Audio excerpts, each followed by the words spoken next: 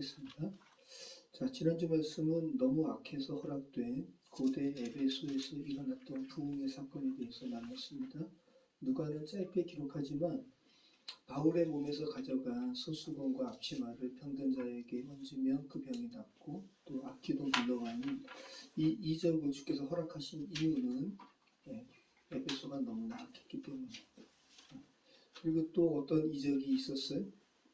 마술로 생계를 누렸던 에베소 마술사들이 자기들의 그 책을 은 5만이나 되는, 현대 가치로 따지면 50억이나 되는 그 책을 바울 앞에 가져와서 불살라버리는 이런 엄청난 일이 벌어졌어요. 누가가 이 세 가지 사건만 기록하지만 이 외에도 하나님의 역사는 에베소 당시 시내에 엄청났던 것이죠. 말 그대로 에베소라는 도시가 뒤집어진 거예요. 자, 이러한 에베소 사람들에 대해서 이렇게 에베소 사람들이 무속과 또 마술과 이런 악한 가운데 살았다가 그리스도인이 된 에베소 사람들에게 바울이 쓴 편지 내용이 어떤 것이었습니까? 우리가 잠깐 살펴봤는데 너희는 모두 다 본질상 진노의 자녀였다. 그러니까 본질상 진노의 자녀였다는 거예요. 그대로 있었으면 정말 하나님의 진노 앞에 빠져나올 수 없는 그런 존재였는데 하나님의 은혜로 구원을 받게 되었다. 너희의 행위에서 난 것이 아니라 하나님의 은혜로 된 것이기 때문에 구원은 선물이라고 이렇게 에베소 교인들에게 이야기했습니다. 여러분, 여러분에게 지금 주어진 이 구원이 선물이라는 거 여러분 동의하세요? 네. 네, 선물이에요. 헬라어로 도론이라는 말인데요. 무엇을 주다라는 디도미에서 파생된 말입니다. 디도미. 그러니까 구원은 하나님께서만 인간에게 주실 수 있는 거예요. 그게 구원입니다. 이게 선물이에요. 요즘에는 선물을 그죠? 워낙 다양하고 뭐 카톡으로도 무슨 선물을 주고받고 하니까 기프트 코리어를 해가지고 그래서 선물에 대한 큰 어떤 감사의 개념이 예전보다는 좀 상실된 것이 사실인 것 같아요. 좀 희박해졌어요. 선물 받으면 거기에 대한 그 감사하는 마음이 좀 이렇게 사그라들었어요. 너무나 그냥 일상적이니까. 그런데 하나님께서 저와 여러분에게 구원을 선물로 주셨다라는 거. 근데 하나님의 구원이 선물이라는 거 다시 한번 여러분 깊게 생각해 보시기 바라요. 이거보다 더 큰 은혜가 어디 있습니까? 자, 아무튼 이 에베소에서 바울이 3년이나 이런 사역을 했어요. 그래서 이제 바울이 에베소의 사역은 다 이제 마쳐지고 하나님의 섭리 가운데 이제 마게도냐 2차 전도여행 때 돌아봤던 그 지역을 돌고 다시 예루살렘으로 간 다음에 그 다음에는 로마로 가고자 했습니다. 오늘 그 얘기 하잖아요. 근데 이것이 단순히 로마를 관광해야지 이 차원이 아닌 거예요. 이제 바울은 성령이 인도하신 가운데 있기 때문에 로마로 가야 하리니 성령이 인도하신 가운데 이제 자신은 로마까지 가서 또 복음을 증거할 것을 바울은 알고 있었고 또 바울은 로마가 또 종착지가 아니었습니다.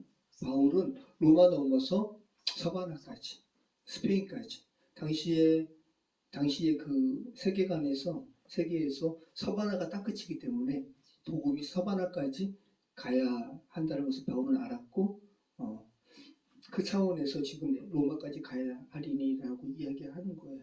21절, 22절 읽어보겠습니다.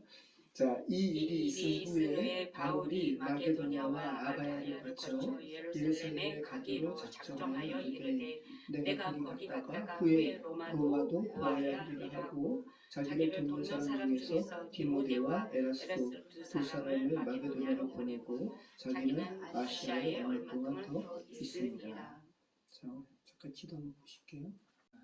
지금 이제 아시아, 그죠? 여기 에베소에 이제 역사가 이제 벌어진 거고, 이제 디모데는 참 왔다 갔다 정말 많이 했어요, 그죠? 지금 아마 에베소에 또 와서 같이 사역하다가 디모데와 에라스도를 마게도냐로 지금 이제 먼저 보내는 거예요. 그리고 본인은 아시아에 지금 더 있는 거예요. 그런 가운데 이제 오늘 우리가 읽었던 데메드리오에 의한 소동 사건이 벌어진 건데, 자, 디모데와 에라스도가 나오잖아요. 에라스도.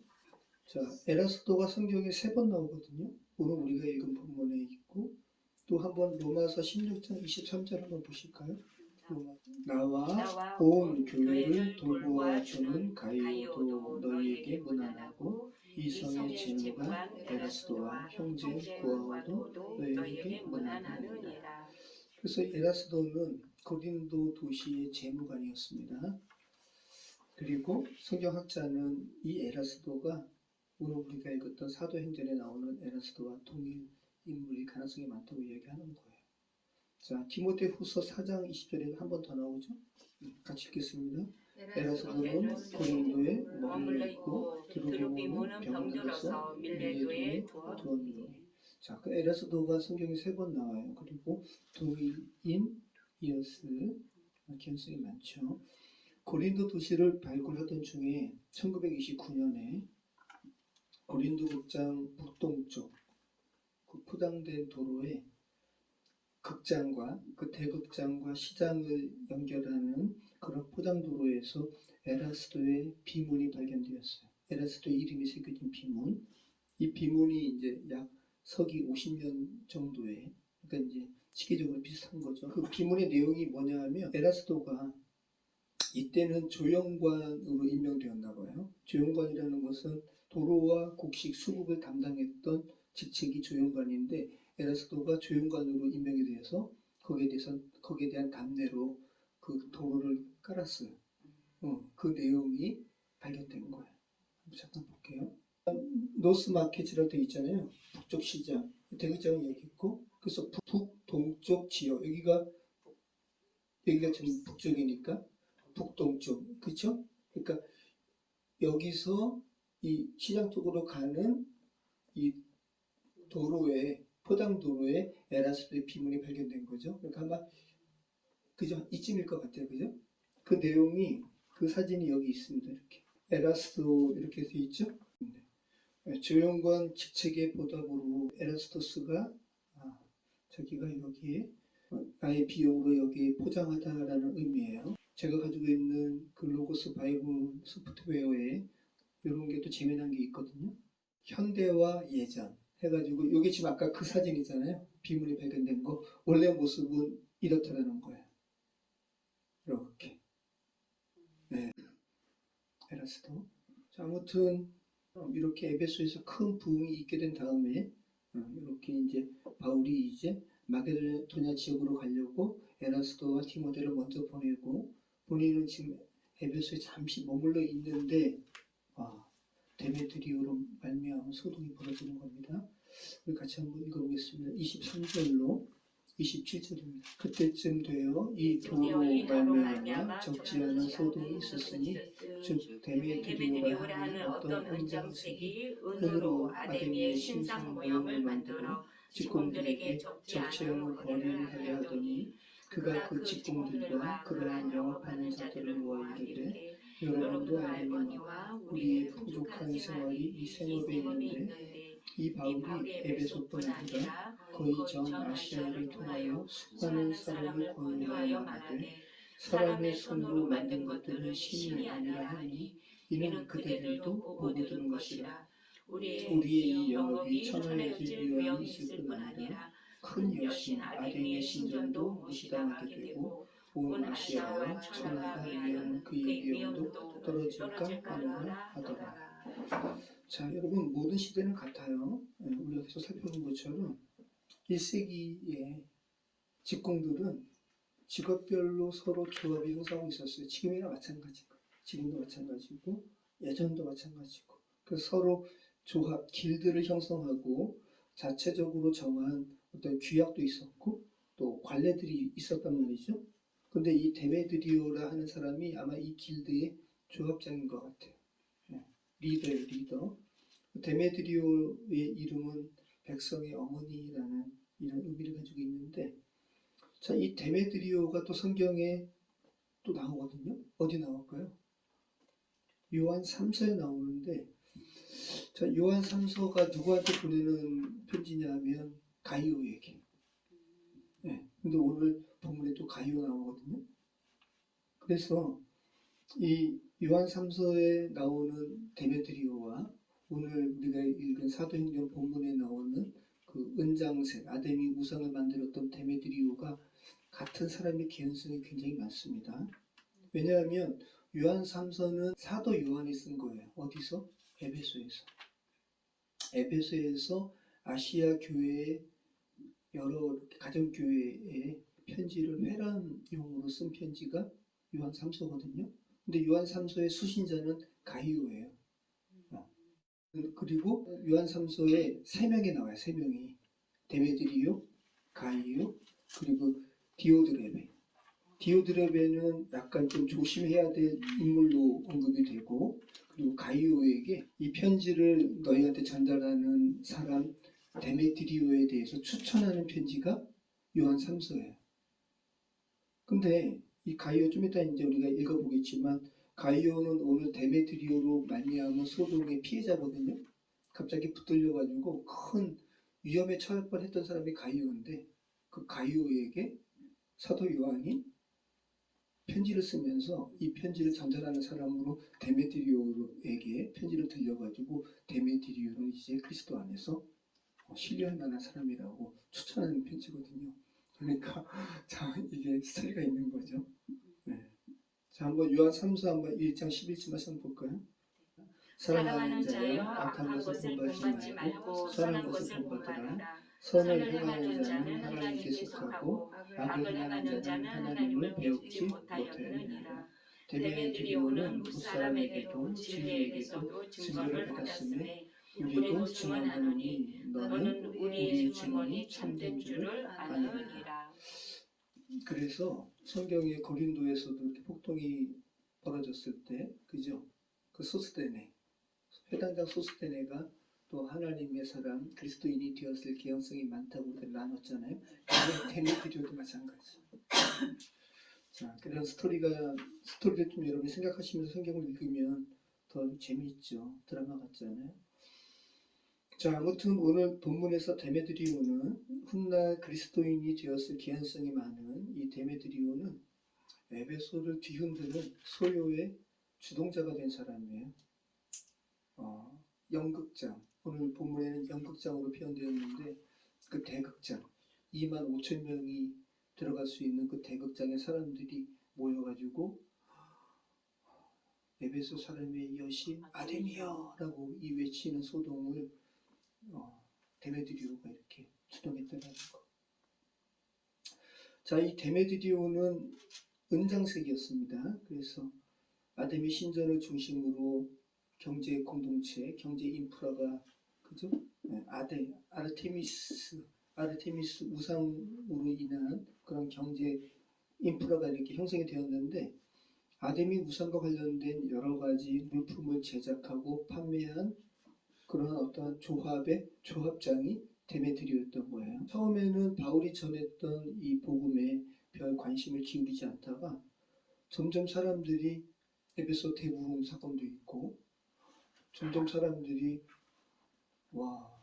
바울이 아덴에서도 그죠? 하나님은 너희가 만든 사람의 손으로 만든 거기 하나님이 거하시는 분이 아니셔라고 그죠? 우상에 대한 분명한 어떤 바울의 인식을 사람들한테 이야기했을 거 아닙니까? 그럼 사람들이 바울이 전하는 십자가의 도, 그리스도의 도로 말미암아 아르테미스 우상에 대해서 좀 관심이 좀 덜해지고 또 사지도 않고 구입도 안 하고 이러니까 조금 타격을 입게 되는 거죠. 저희 아이 엄마 고향이 마곡사인데 정원이죠. 마곡사 앞에 가면 그 절 앞에 가면 그런 물품들 많이 팔잖아요. 마찬가지 다 똑같은 거예요. 자, 그러니까 이 데메드리오가 소유를 벌이는 건데 근데 아마 데메드리오가 오늘 이 한마디 했다고 해가지고 온 시내가 뒤흔드는 이러한 소동이 벌어지는 것은 아닐 테고 이미 이러한 기독교 복음으로 인한 그리스도 복음으로 인한 우리의 어떤 이 사업이 좀 위험해질 것 같다라는 이런 생각들이 다 있었던 것 같아요. 그러니까 아마 먼저 이렇게 선동하니까 사람들이 다 모여가지고 에베소 시내를 완전히 흔드는 이런 사건이 벌어지게 된 거죠. 자, 바울이 우상에 대해서 어떻게 인식했냐 하면 사도행전 17장 29절 한번 보실까요? 사도행전 17장 28절 29절. 바울이 아덴에서 그 아덴 시인들의 말들을 인용하면서 어떤 시인이 우리가 그를 힘입어 살며, 이 제우스죠, 우리가 그를 힘입어 살며 기도하며 존재한다라는 이 시인의 말을 이렇게 가져와 가지고, 그래 우리가 제우스가 아니라 하나님의 소생이야 라고 말을 하잖아요. 같이 한번 읽어보겠습니다. 우리가 그를 힘입어 살며 기도하며 존재하느니라. 너희 시인 중 어떤 사람들의 말과 같이 우리가 그의 소생이라 하니, 이와 같이 하나님의 소생이 되었은즉 하나님을 금이나 은이나 돌에다가 사람의 기술과 고안으로 새긴 것들과 같이 여길 것이 아니니라. 이것이 바울이 우상에 대한 바울의 생각이었어요. 그런데 마침 아데미 은으로 이렇게 새겨가지고 팔고, 그래서 에베소의 이 아데미 여신상에 테라코타는 발견이 되었는데 은으로 만든 거는 발견이 아직은 안 됐는데, 발견되기도 힘들 거라고 이야기하는 거죠. 은으로 만들었으니까. 이미 사람들이 녹였거나 뭐 했거나 다 그렇게 했겠죠. 근데 테라코타로 만든 것은 출토가 되었습니다. 아무튼 이런 부분을 바울이, 그죠? 은이나 금이나 돌로 만든 이런 우상에 대한 부분을 바울이 아덴에서는 증거하는데 에베소에 와서는 증거하지 않았을 리는 만무하죠. 물론 비난하지는 않았을 건데 우상과 하나님에 대한 분명한 정의는 바울이 내렸을 거란 말이죠. 여기에 대한 위험성을 데메드리오, 또 이렇게 아르테미스, 우상과 관련된 이 경제에 관련된 사람들은 인식을 한 거죠. 자, 고린도전서 8장 5절에도 또 우상에 대한 인식을 또 이야기하죠. 고린도전서니까 고린도 교회에 보내는 편지잖아요. 그러니까 다 이때 바울의 인식입니다. 에베소에서도 다르지 않았을 거라는 거 같이 한번 읽어보겠습니다. 고린도전서 8장 5절로 6절. 비록 하늘에나 땅에나 신이라 불리는 자가 있어 많은 신과 많은 주가 있으나, 그러나 우리에게는 한 하나님 곧 아버지가 계시니 만물이 그에게서 났고 우리도 그를 위하여 있고, 또한 한 주 예수 그리스도께서 계시니 만물이 그로 말미암고 우리도 그로 말미암아 있느니라. 네. 자, 이렇게 하늘이나 땅이나 많은 신과 많은 주가 있는데 다 우상이야 라고 이야기하는 거죠. 한 주만 계시는 거야. 우리 주 예수 그리스도. 만물이 그에게서부터 말미암았다. 우리도 그로 말미암았다 라고 이야기하는 거죠. 자, 이런 인식을 에베소에서도 바울은 그대로 증거했을 거라는 거. 데메드리오도 그래서 그 이야기 하는 거예요. 자, 25절로 27절 같이 한번 읽어보겠습니다. 그가 그 직공들과 그러한 영업하는 자들을 모아 이르되, 여러분도 알거니와 우리의 풍족한 생활이 이 생업에 있는데, 이 바울이 에베소뿐 아니라 거의 전 아시아를 통하여 수많은 사람을 권유하여 말하되, 사람의 손으로 만든 것들은 신이 아니라 하니 이는 그들도 보고 들을 것이라. 우리의 이 영업이 천하여진 위험했을 뿐 아니라 큰 여신 아데미의 신전도 무시당하게 되고 온 아시아와 천하가 위하는 그의 위엄도 떨어질까 하더라. 자, 이렇게 데메드리오가 이제 은장색들에게 지금 선동하는데, 아마 아르테미스 여신을 숭배하는 축제일을 전후해서 아데미 사람, 그 에베소 사람들을 선동하는 것 같아요. 바울의 이 우상에 대한 인식을 그대로 지금 데메드리오가 이야기하잖아요. 우리가 우리의 풍족한 생활이, 우리가 이 아르테미스 관련된 이런 신상들 만드는 것에서 기인하는 건데, 바울의 말에 의하면 우리의 이 생업이 천하게 될 위험이 있어 라고 이야기하죠. 먼저는 은자색들의 어떠한 이익과 관련된 부분을 지적하고 있어요. 그러니까 강을 보면 데메드리오가 세 단계로 선동합니다. 제일 처음에는 이익에 대한 부분을 지적해요. 우리가 경제적으로 좀 어려워질 수도 있어. 두 번째는 뭐예요? 야, 우리 에베소의 자랑인 아데미 신전의 위험도 좀 이렇게 하락될 위험이 있어. 그렇게 이야기하죠. 아데미 신전도 무시당하게 되고, 그 다음에는요. 에베소를 더 나아가서 에베소 넘어서 온 아시아와 천하가 위하는 그 아데미의 어떠한 그러니까 이들의 어떠한 충성심까지 지금 이렇게 자극하는 거예요. 이렇게 점점 단계적으로 이렇게 선동의 그런 단계가 커지고 있다는 거. 선동가가 잘하는 방식이죠. 말 그대로 선동이에요. 선동이 영어로 에저테이션이라는 건데 에지테이션 개인 또는 집단을 부추기는 게 선동이에요. 선동이 그런 거잖아요. 그죠? 특정 단체가 원하는 일이나 그래서 부추겨가지고 개인 또는 집단을 부추겨서 특정 단체가 원하는 일이나 행동에 나서도록 유도하는 행위가 선동이에요. 자, 데메드리오가 이 말을 하니까 사람들이 반응하는 거예요. 데메드리오뿐만 아니라 은자식들이 현대말로 이야기하면 피켓 시위도 하고 막 그랬겠죠. 이러면서 에베소 사람들의 군중들도 같이 소동에 동참하는 거예요. 우리 같이 한번 읽어보겠습니다. 28절로 31절 같이 읽겠습니다. 그들이 이 말을 듣고 분노가 가득하여 외치니 이르되 크다 에베소 사람의 아데미야 하니 온 시내가 일어나여 바울과 같이 다니는 마게도냐 사람 가이오와 아리스다고를 붙들어 일제히 연극장으로 달려 들어가는지라. 바울이 백성 가운데로 들어가고자 하나 제자들이 말리고 또 아시아 교회 중에 바울의 친구된 어떤 이들이 그에게 통지하여 연극장에 들어가지 말라 하더라. 네, 이 연극장이 우리가 그때 봤던 항구 앞에 항구도로에 쭉 우리가 보게 되는 2만 5천 명을 수용하는 큰 대극장이에요. 자, 사람들이 데메드리오의 선동에 의해서 점점 모여들어서 아데미 여신 축제 때 외치는 말을 반복하면서 크다 에베소 사람의 아데미여. 이게 당시 헬라의 어떤 신들의 축제 때 각 도시마다 신들을 이렇게 그 도시의 주신이 있잖아요. 에베소는 아르테미스, 그죠? 그리고 어디요? 델포이는 아폴로. 그러면 델포이에서는 델포이 축제 때 어떻게 했겠어요? 크다 델포이 사람의 아폴로예요. 이렇게 했겠죠. 크다 에베소 사람의 아데미요. 이렇게 외치는 거예요. 그러면서 아주 큰 뭐 이렇게 눈덩이가 이렇게 점점 커지듯이 데메드리오의 소동으로 인해서 이 도시를 막 이렇게 시위를 하니까 사람들이 영문도 모른 채 같이 이렇게 딸려 들어가 가지고 대극장에 들어갈 정도로. 자, 그런데 바울도 대단하죠. 바울이 와 이런 소동이 있는 이 극장 안으로 들어가려고 하는 거예요. 아마 자기가 말로 설명하면 해결될 수 있을 거라고 생각을 했나 봐요. 그랬더니 제자들이 위험하다고. 트라노 성원에서 가르친 그 제자들이 선생님 위험합니다.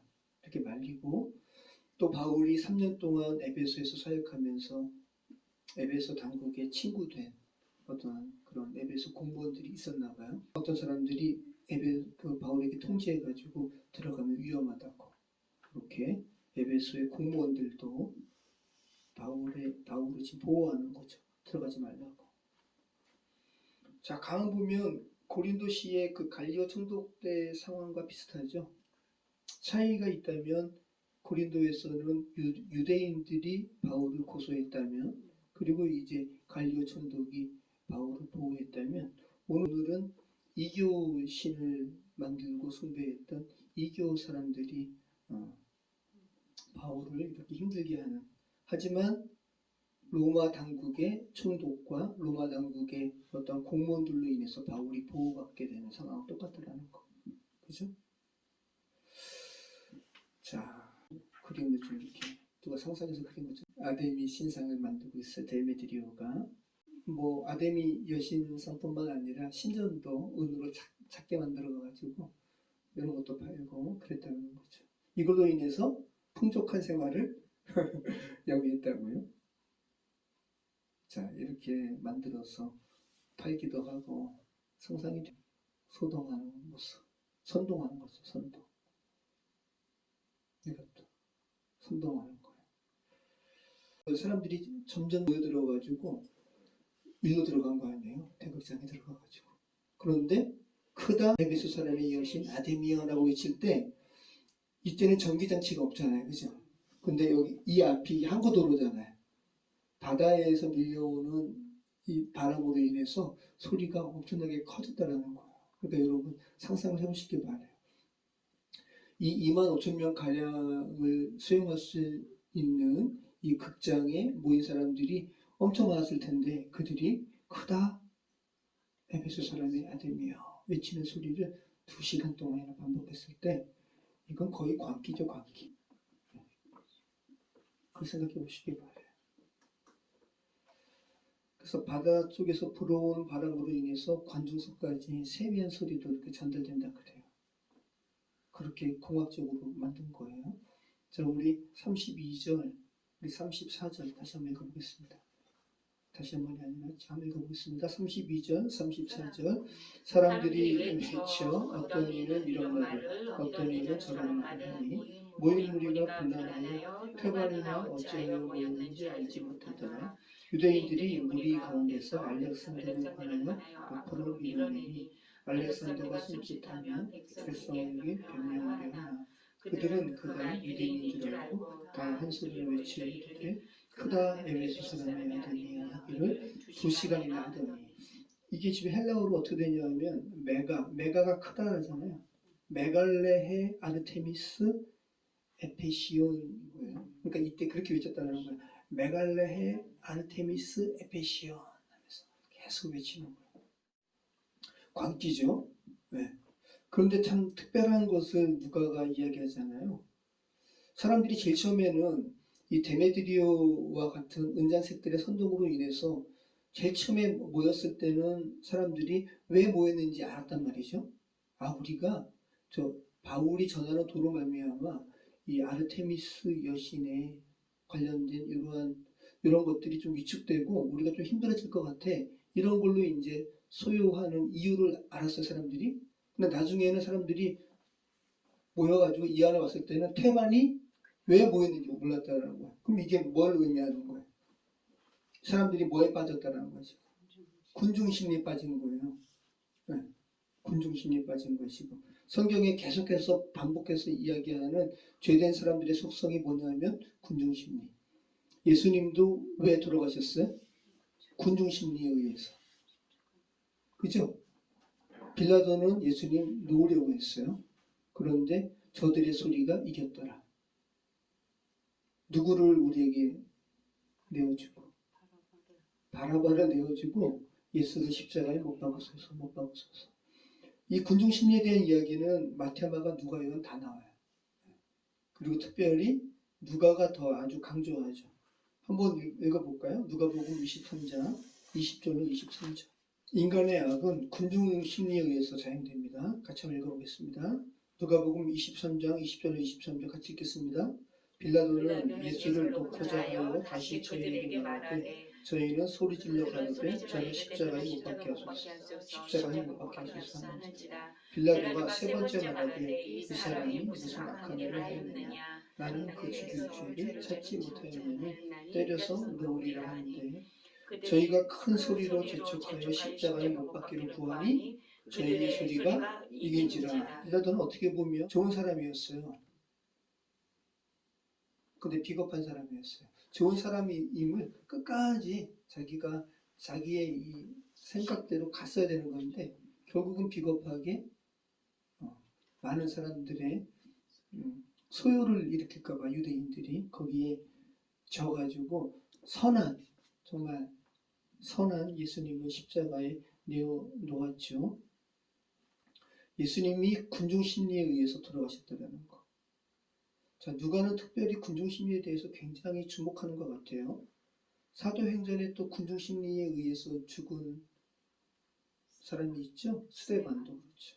자, 스데반의 죽음도 군중심리에 의해서 죽었습니다. 자, 한번 읽어볼까요? 사도행전 7장 54절 57절.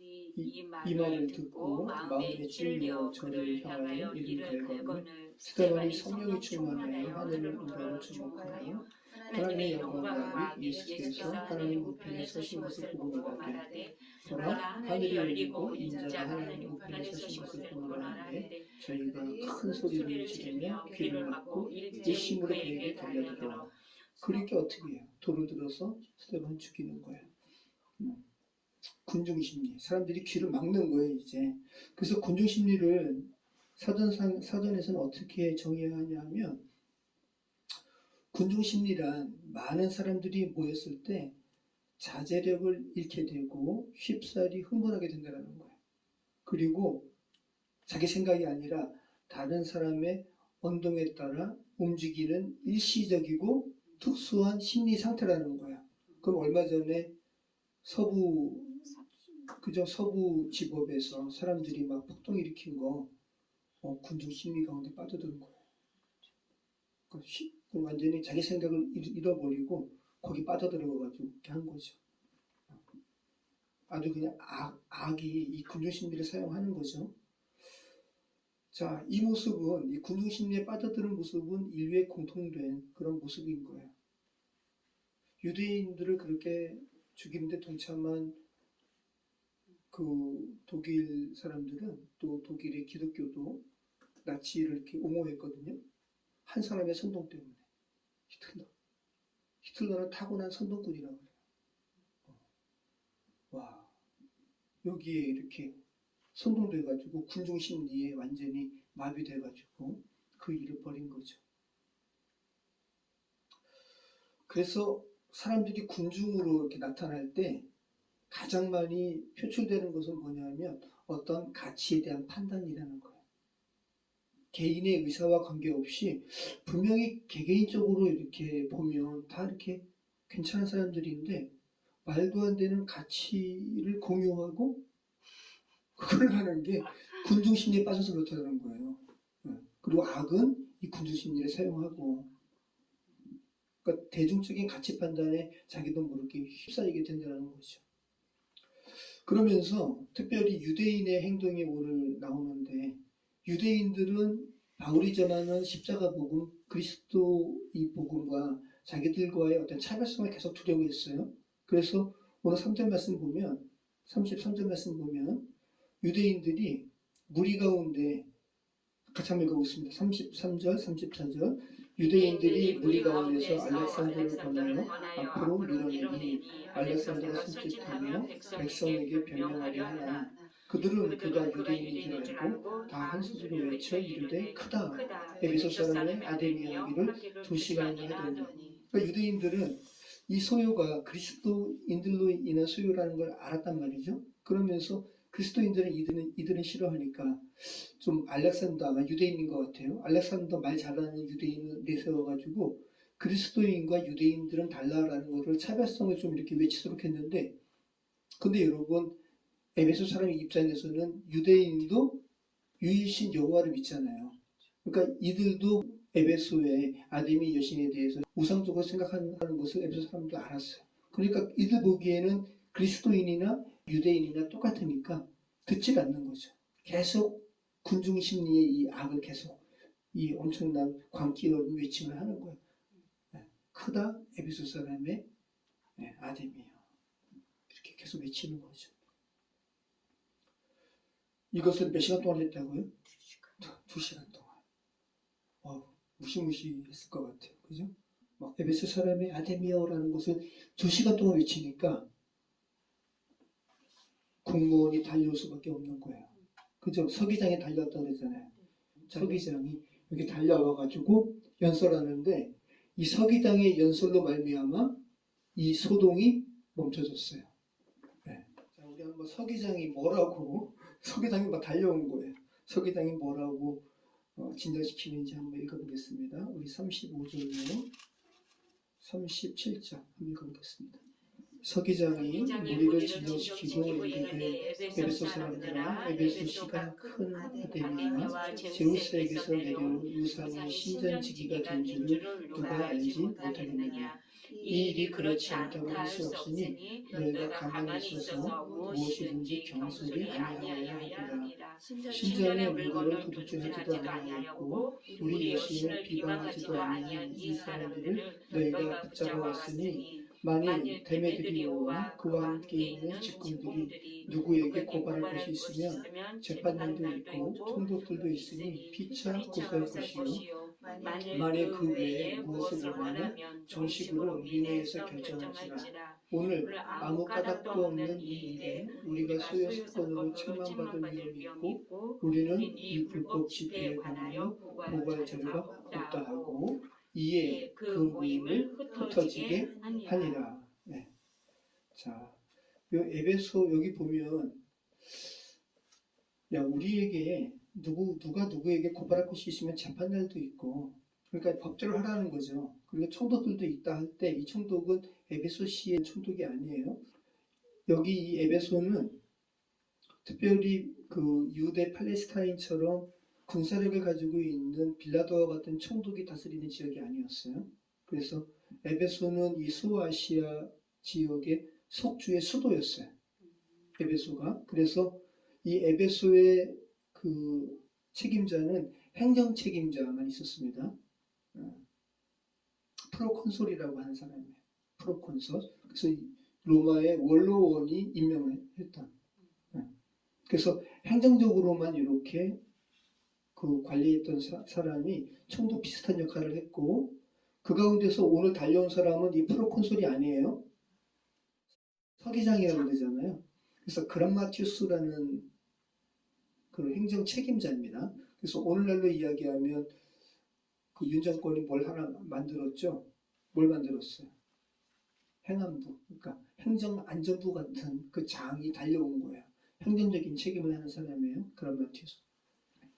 자, 이 사람이 얘기하는 걸 가만 보시면 사실을 얘기해요. 막 선동하지 않잖아요. 서기장이 무리를 진전시키고 이르되 진전시키는 거예요. 그 다음에 에베소 사람들아 에베소시가 제우스에게서 내려온 우상의 신전지기가 된지를 누가 알지 못하겠느냐. 그래서 이 제우스에게서 내려온 종교적인 어떤 이렇게 가치를 내세울 수 있는 것을 에베소시가 이대로 관할하는 거 세상이 다 안다라는 거예요.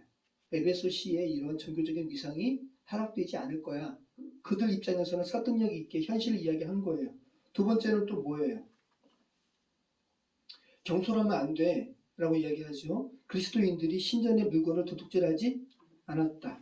그리고 아르테미스 여신을 비방하지도 않았다 라는 것을 현실을 그대로 얘기해 사실을 이야기한다면 사실을.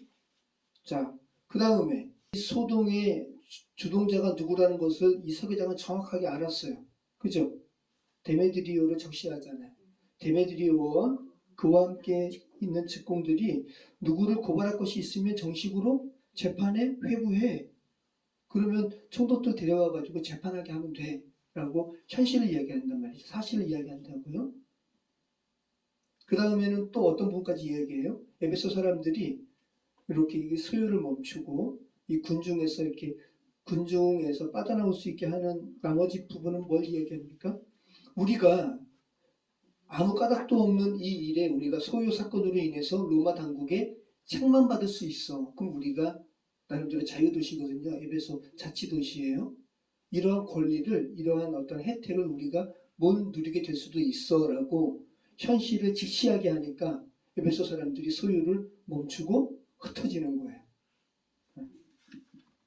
오늘 데메드리오의 선동에 속아서 무엇 때문에 거기에 모였는지도 알 수 없었던 이런 군중 심리에 모였던 이들이 흩어지게 된 원인이 어디에 있는지를 누가는 이야기하고 있죠. 서기장의 사실에 근거한 뭐 때문에? 연설 때문에. 그죠? 전혀 감정적이지 않았어요. 데메드리오는 감정을 막 자극했거든요. 여러분 선동의 반대말이 뭔지 아세요? 권사님 선동의 반대말이 뭐예요? 선동의 반대말? 네. 개념적으로는 알 것 같은데 단어가 생각이 안 나죠. 선동의 반대말이 뭐예요? 막 이래. 동서? 거꾸로? 자, 보세요. 우리가 선동의 반대말을 개념적으로는 알 것 같은데 단어적으로 생각이 안 나잖아요. 그죠? 네. 오늘 근데 본문에서 은장색 데메드리오가 한 것은 분명히 선동이었죠. 선동이었잖아요. 그런데 그 선동으로 인한 군중 심리로 인해서 사람들이 모였던 이 사람들을 해산시킨 것은 서기장의 행위였잖아요. 그러니까 선동에 반대되는 행위를 서기장이 했단 말이죠. 서기장이 어떻게 해서 그 선동으로 인한 군중들을 해산시켰어요. 사실은 그대로 사실에 원리적으로 한 일이 그죠? 사실대로 설명한 것밖에 없어요. 네. 그래서 선동에 대한 반대를 이렇게 나름대로 찾아보시면 뭘로 나오냐 하면 사실 그리고 팩트라고 나와요. 네. 애매한 거예요. 설명하기가 애매한 거예요. 자, 그래서 선동된 결과로 군중의 자신이 있게 된 것을 깨달았을 때 우리는 군중의 자리에서 빠져나와야 돼요. 왜냐하면 군중 심리는 악에 의해서 휘둘려질 수 있는 그러한 위험성이 많기 때문에 자기도 모르게 거기에 빠질 수 있거든요. 서부지법에 침입한 사람도 그렇게 된 거거든요. 재빨리 그러면 내가 지금 군중 가운데 있네. 그럼 내가 이 군중의 자리에서 어떻게 나와야 되지? 라고 할 때 사실이 무엇인가를 알아보고 찾아야 되는 거예요. 그렇지 않으면 군중의 자리에 그대로 머물러 있을 수밖에 없고 그리고 큰 죄를 범할 수밖에 없어요. 군중이라는 것은 남이 얘기한 어떤 선동에 자기가 이렇게 빨려 들어간 것이기 때문에 그래요. 네. 여러분, 이것은 이단이나 사람이 만든 종교 집단에서 빠져나올 때도 동일한 거예요. 사실이 뭐지? 그래서 신천지에 빠진 사람들, 진용식 목사님인가요? 이런 데서 이제 이단에 빠진 부모님이 우리 아이 이단에 빠졌어요. 데려가가지고 그 목사님과 함께 성경을 이렇게 보는 거죠. 진짜 성경에서 뭘 얘기하는지. 사실을 이야기하는 거예요. 사실을 정확하게 알 때 군중에서 빠져나올 수 있어요. 여러분 보세요, 여러분. 왜 극우 기독교 세력은 반동성애, 반공, 투표 조작, 반중 이렇게 한묶음에서 왜 같이 갈까요? 선동되었기 때문에. 이들이 한 사람이라도 이것이 내가 지금 빠져있는 것이 누군가의 선동과 조작이라는 생각을 하고 사실이 뭘까라는 것을 생각해서 빠져나와야 되는데 아메바 같이 됐어요. 아메바. 단세포 동물처럼. 왜 그럴까요? 왜 이것을 개별적인 사안으로 왜 분리하지 못할까? 저는 동성애에 저는 반대해요. 인정권에 대해서는 저는 또 이건 말도 안 된다고 이야기하고, 그죠? 투표 조작 말도 안 되고. 여러분 민주당이 여러분 친공일까요? 아니잖아요. 아니에요. 그러니까 사람들이 이 단세포적으로 아메바처럼 바뀌어가지고 왜 그렇게 휩쓸려 가는 거죠. 휩쓸려 가는 거. 이걸 개별적인 사안으로 구별하고 사실이 뭔가라는 것을 알아야지 거기서 빠져나올 수 있는데 사람들이 그냥 아메바처럼 남이 만든 그 선동과 조작의 그러한 거짓 가설에 빨려 들어가가지고 그러니까 지금 보세요, 여러분. 말이 안 되는 게 목회자들, 교회들이 이세벨과 아합과 같은 이 윤정권, 이 무속과 주술에 찌든 이 정권을 옹호하는 이유는 왜 그래? 이게 말이 안 되는 거잖아요. 이 정권이 반공을 나름대로 하는 것 같으니까. 근데 어리석은 게 이 정권은 자기의 어떤 이익에 따라서 또 기독교 세력을 또 이렇게 멀리 하게 되면 충분히 그럴 수 있는 세력이거든요. 그거를 분간을 못하는 거예요. 선동에 빠져가지고 완전히 정신적으로 완전히 배어 있는 거죠.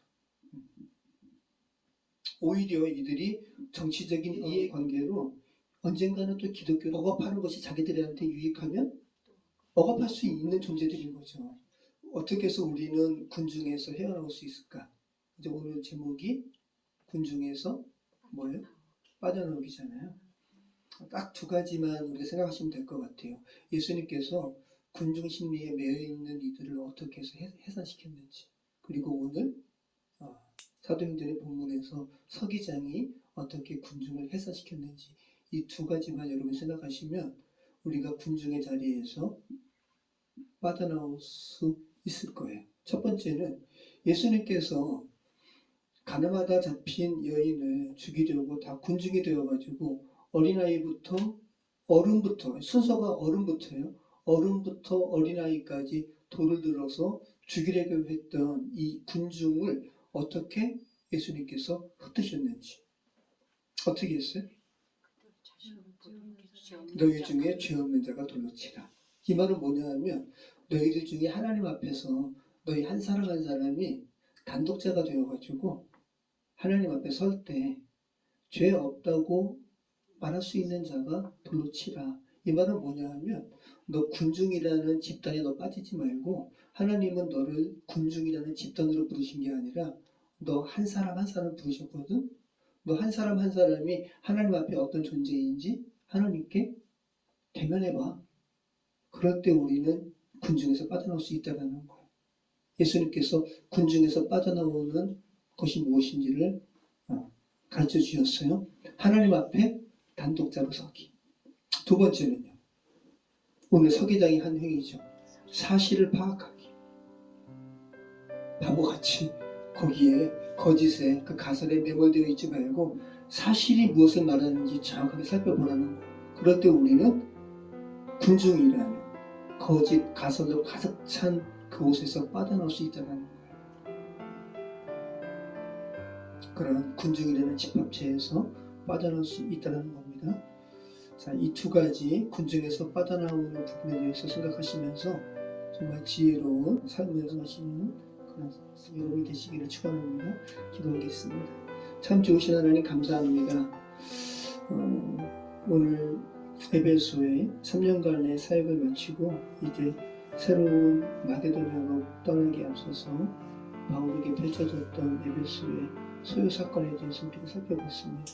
아버지 하나님, 우리는 너무나 우매한 존재이기 때문에 쉽게 군중에 빠져들어가고 또 쉽게 군중 심리에 매몰되어서 가치 판단을 우리 스스로 하지 못하는 무지무지한 존재임을 다시 한번 고백합니다. 한국 땅에 벌어지는 많은 일들, 또 지금 계속 수년째 지속되고 있는 한국 땅의 혼란스러운 상황들이 군중 심리에 매몰된 이들의 어리석은 결과인 것을 다시 한번 고백하게 됩니다. 성령 하나님, 우리나라를 긍휼히 여겨주시고 정말 이 혼란스러운 상황이 주님의 은혜 가운데서 속히 종식될 수 있도록 인도해 주시옵소서.